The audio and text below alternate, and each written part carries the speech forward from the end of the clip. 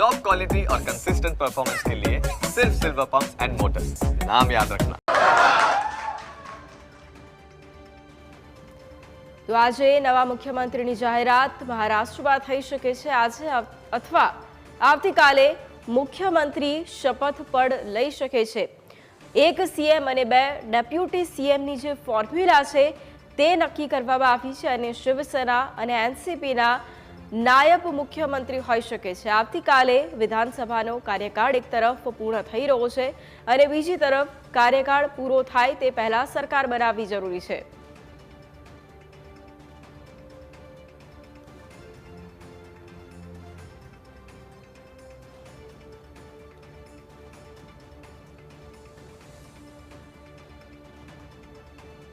તો હાલ અમારી સાથે મુંબઈથી વરિષ્ઠ પત્રકાર વિપુલ વૈદ જોડાયા છે। વિપુલભાઈ, સૌથી પહેલા તો ન્યૂઝ કેપિટલમાં આપનું ખૂબ સ્વાગત છે।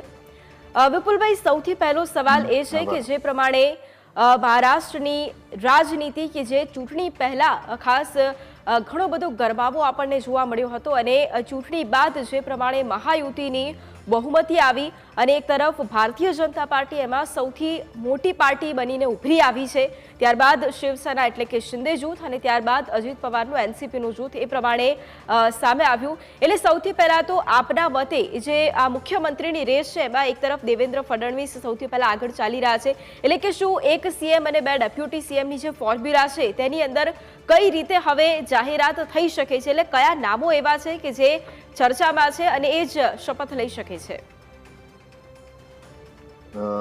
સૌથી મેન પહેલા તો આપણે વાત કરીએ કે વિધાનસભાની ચૂંટણીના જે પરિણામો હતા એ અનપેક્ષિત હતા। જ્યાં સુધી માનવામાં આવતું હતું એટલે એક્ઝિટ પોલ પછી 160 નો આંકડો જ્યારે પ્રોજેક્ટ થઈ રહ્યો હતો ત્યારે એવી ગણતરી હતી કે એક સીએમ બે ડીસીએમ અને એ એક સીએમમાં પણ એકનાથ શિંદે કન્ટિન્યુ કરે એવી શક્યતાઓ ઘણી બધી હતી। પણ હવે જે છે પરિણામ એવું થઈ ગયું છે કે 130 પ્લસ તો એકલું બીજેપી જ છે, એટલે એ લોકોને બાકીના બંને સાથી પક્ષોની કોઈ જરૂર નથી। આવી સ્થિતિમાં સ્વાભાવિક છે કે ભાજપના બધા લોકો એવી માગણી કરે કે ભાજપને સીધો ટેકો આપનારા નવનીત રાણા જેવા અપક્ષો એવી માગણી કરે કે નહીં, મુખ્યપ્રધાન તો ભાજપનો જ હોવો જોઈએ। આ વસ્તુ યોગ્ય છે, બધી રીતે સમજી શકાય એવી છે, વ્યવહારુ છે।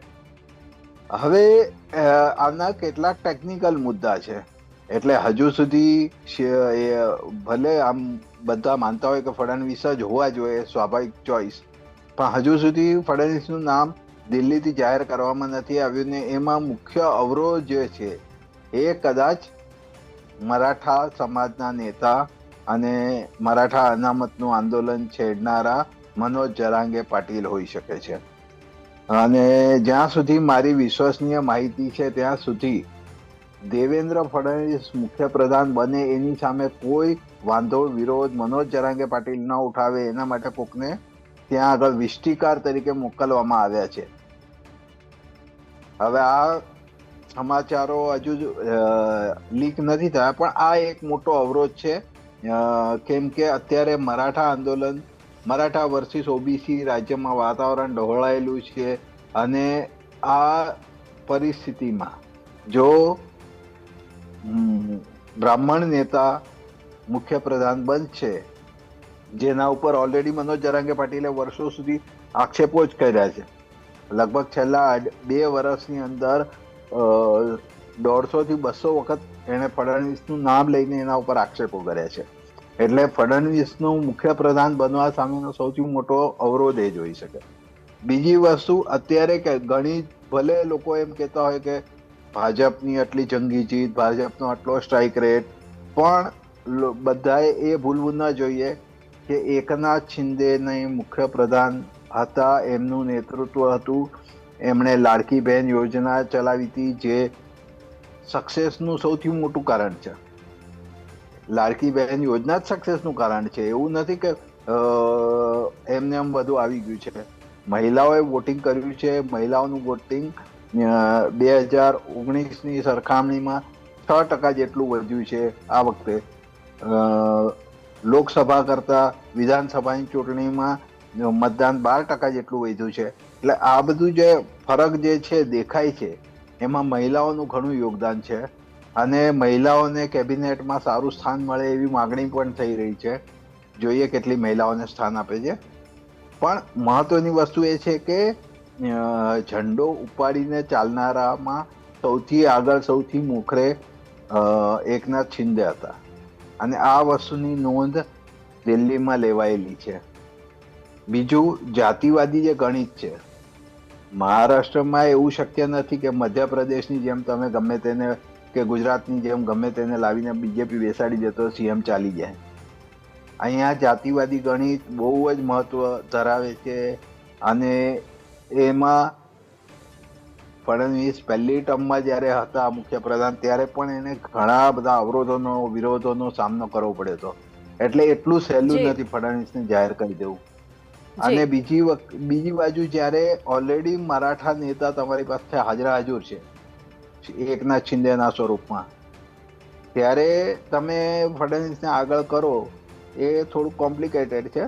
તેમ છતાં અત્યારે તો બધા એમ માને છે. એટલે ગઈકાલે સાગર બંગલો અત્યંત વ્યસ્ત હતો.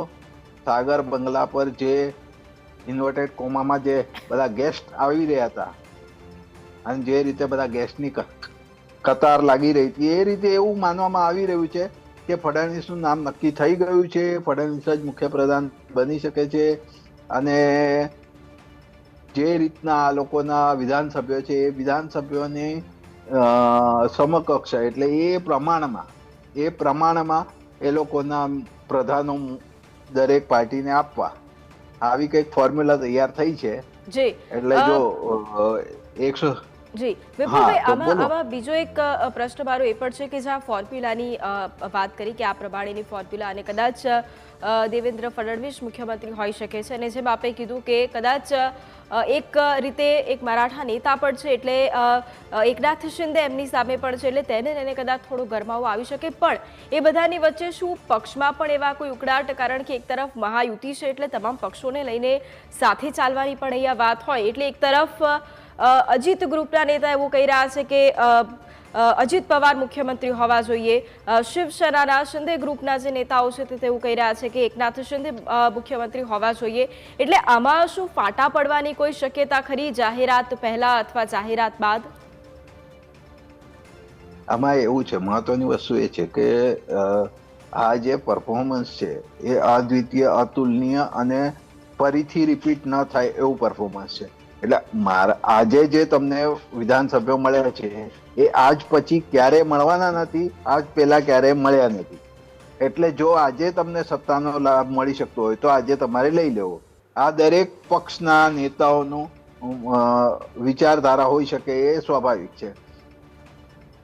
એટલા માટે અત્યારે રાજ્યમાં ત્રણેય મુખ્ય ઘટક પક્ષોના નેતાઓ એવી માગણી કરી રહ્યા છે કે નહીં, અમારો નેતા મુખ્યપ્રધાન બનવો જોઈએ. નેતા પોતાના પક્ષના મુખ્યપ્રધાન બનાવવાની પાછળ દરેક પક્ષનો પોતાનો ગણતરીઓ હોય છે. જેમ કે રાજ્યમાં પક્ષને વધારવા માટે એક મુખ્યપ્રધાન ઘણું બળ આપે છે તમને, અને મુખ્યપ્રધાન તમારો હોય ત્યારે તમે રાજ્યમાં પગ પેસારો ઘણો કરી શકો છો. એટલે આ એક મોટું કારણ છે. બીજી વસ્તુ એ છે કે અજીત પવાર સક્ષમ નેતા છે એમાં કોઈ ના નથી, પણ જ્યારે શરદ પવાર જેવા મહાનેતા જેને આખા દેશમાં, મહારાષ્ટ્રમાં જ નહીં આખા દેશમાં મોટા નેતા માનવામાં આવતા હોય, ચાણક્ય માનવામાં આવતા હોય, પીઢ નેતા માનવામાં આવતા હોય, એ શરદ પવારના ગઢમાં જઈને શરદ પવારના ગઢના કિલ્લા તોડી ફોડીને પોતાના વિધાનસભ્યો ચૂંટી લાવવા એ અજીત પવારનું બહુ મોટું કારનામું છે. એટલે અજીત પવારને કોઈ ડાઉન પ્લે કરતું હોય તો એ લોકો સમજતા નથી કે અજીત પવારે કેટલું મોટું કામ કર્યું છે. એટલે આ વસ્તુ પણ છે જેને ખબર પડે છે એ લોકો પછી સ્વાભાવિક રીતે એમ માને છે કે શરદ પવારની નેક્સ્ટ અજીત પવાર છે, કે હવે શરદ પવારની સમકક્ષ અજીત પવાર આવી ગયા છે. તો અજીત પવારને, અને આમે એમની 60 વર્ષની ઉંમર થઈ ગઈ છે, તો અત્યારે મુખ્યપ્રધાન નહીં બને તો ક્યારે બનશે? એટલે એ બી એક માગણી એ દ્રષ્ટિએ થઈ રહી છે. બીજું એકનાથ શિંદે મહેનત કરી છે, જી. એણે ઝંડો ઉપાડ્યો છે, એણે રેસમાં મોખરે રહીને બધાની દેવેન્દ્ર ફડણવીસ શિવસેનાના એટલા ઉમેદવારોના પ્રચારમાં નહીં ગયા હોય જેટલા બીજેપીના ઉમેદવારોના પ્રચારમાં એકનાથ શિંદે આવ્યા છે. જી એટલે આ બધી વસ્તુઓ જો તમે જી, બિલકુલ. ગણતરીમાં લ્યો તો તમારે એકનાથ શિંદે શ્રેય આપવું જ જોઈએ, જી. અને એ સ્વાભાવિક માગણી છે. આને માટે જ એક અઢી વર્ષની ફોર્મ્યુલા અને એક 2-2-1 ની ફોર્મ્યુલા ચાલુ છે, ડિસ્કસ થઈ રહી છે. ખબર નથી ક્યારે એની જાહેરાત થશે, પણ આ બે ફોર્મ્યુલા જી. ડિસ્કસ થઈ રહી છે. એમાં 2-2-1 માં એવું છે કે 2 વર્ષ માટે એકનાથ શિંદે, 2 વર્ષ માટે દેવેન્દ્ર ફડણવીસ અને 1 વર્ષ માટે અજીત પવાર. એટલે ત્રણેયની મુખ્ય પ્રધાન બનવાની ઈચ્છા, ત્રણેય પાર્ટીઓના કાર્યકર્તાઓની ઈચ્છા, એ બધાને તમે 5 વર્ષમાં સંતુષ્ટ કરી શકો. જી બીજી એક ફોર્મ્યુલા છે, દેવેન્દ્ર ફડણવીસને દિલ્હી મોકલી દો, એકનાથ શિંદે અને અજીત પવારને અઢી વર્ષ માટે મુખ્યપ્રધાન બનાવી દો, જી અને કાં તો પછી 5 વર્ષ માટે અજીત પવાર નાયબ મુખ્યપ્રધાન અને અઢી વર્ષ માટે એકનાથ શિંદે અને દેવેન્દ્ર ફડણવીસ વારાફરતી સીએમ. આ જી. 3 ફોર્મ્યુલા મહત્વની અત્યારે ચર્ચામાં ચાલી રહી છે. જોઈએ હવે આમાંથી કઈ ફોર્મ્યુલા પર દિલ્હીમાં મતું લાગે છે. મારા ખ્યાલથી હજુ બી દિલ્હીમાં એ લોકો વિચાર એવો જ કરશે કે દેવેન્દ્ર ફડણવીસને મુખ્યપ્રધાન બનાવવાની જગ્યાએ કોઈક બીજો રસ્તો હોય તો એ જી. અપનાવવો. જી એટલે એના માટે ચર્ચાઓ ચાલી રહી છે. હજુ ફડણવીસને દિલ્હી બોલાવવામાં નથી આવ્યા. કદાચ ફડણવીસને એકનાથ શિંદે સાથે જ લગભગ દિલ્હી જશે. જી બિલકુલ વિપુલભાઈ, અમારી ખ્યાલ સાથે આવશે આપ આજે જોડાયા, આપનો ખૂબ ખૂબ ધન્યવાદ. હવે એ પણ જોવું રહેશે કે આગામી સમયમાં કોના નામ છે ચર્ચામાં છે, ખરેખર તે જ સીએમ બને છે કે નહીં. થેન્ક યુ સો મચ અમારી સાથે જોડાવા માટે.